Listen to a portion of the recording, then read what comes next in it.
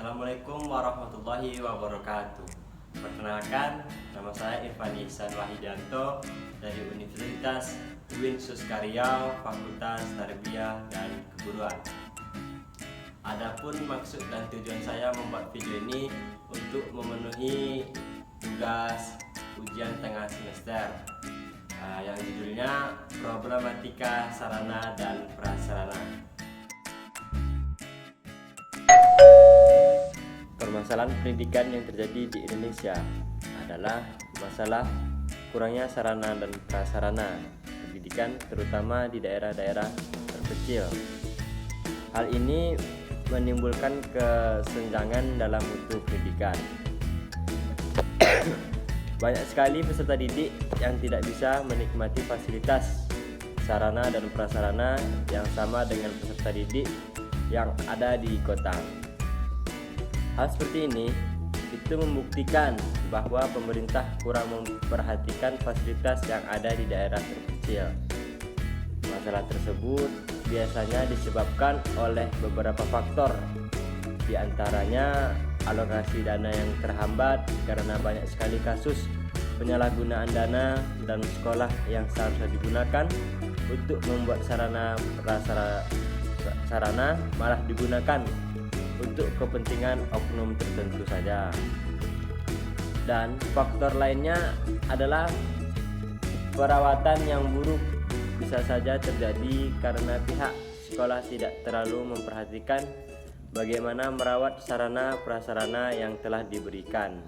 Sikap acuh tak acuh dan tidak adanya pengawasan dari pemerintah membuat banyak fasilitas sekolah yang terbengkalai. Akibatnya, para peserta didik tidak nyaman menggunakan fasilitas karena kondisinya banyak yang rusak. Hal tersebut menimbulkan beberapa dampak, yaitu rendahnya mutu output pendidikan. Minimnya sarana ini menyebabkan generasi muda yang hanya mengandalkan teori tanpa adanya realisasi yang nyata dalam belajar.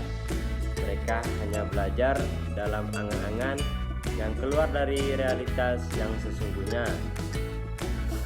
Kurang terpenuhinya fasilitas pendidikan seperti kerusakan sekolah, laboratorium, dan lain-lain menimbulkan anak didik susah memahami pelajaran tersebut. Contohnya dalam belajar biologi tentang jenis-jenis bakteri.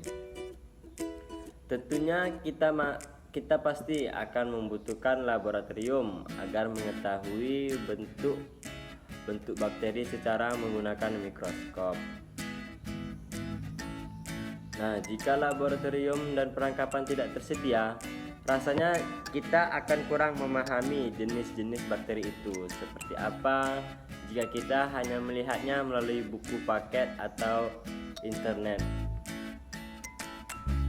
Kita yang bisa berangan-angan saja.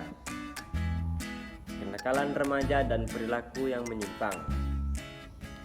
Sarana pendidikan yang dimaksud di sini bukan hanya laboratorium saja, perpustakaan ataupun peralatan edukatif saja, tetapi juga sarana olahraga ataupun kesenian untuk mengekspresiasikan diri mereka. Pelajar saat ini tentunya membutuhkan ruang gerak dalam kematangan emosi, misalnya grup band, sepak bola, basket, badminton, dan lain sebagainya. Jika hal tersebut tidak terpenuhi, cenderung akan membuat perkumpulan yang menyalahi norma.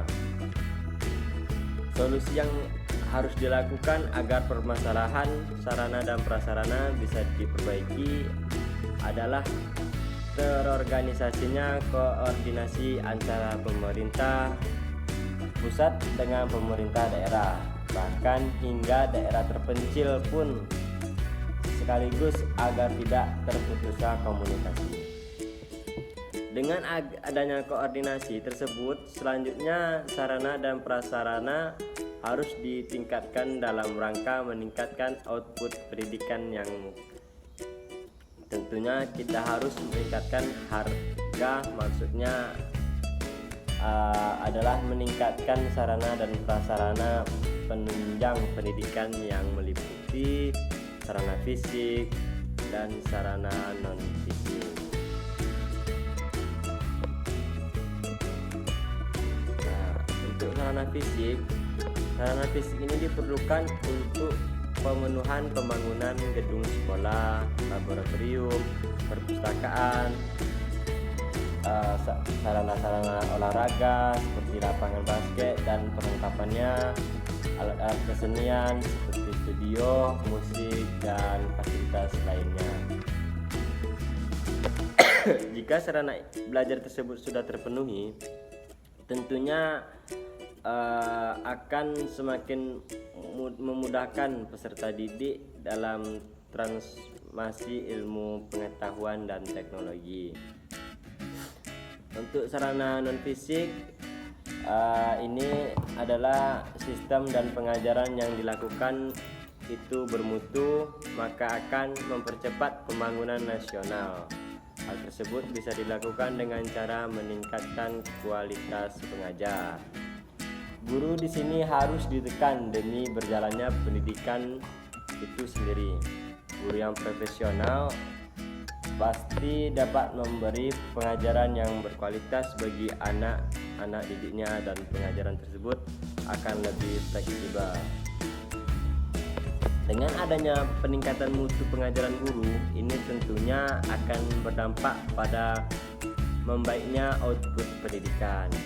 Jika guru tersebut tidak mengajar secara profesional, bisa saja anak didik tersebut akan melakukan kenakalan remaja dikarenakan guru tersebut memberikan perilaku yang tidak semestinya, misalnya melakukan hukuman fisik kepada siswa.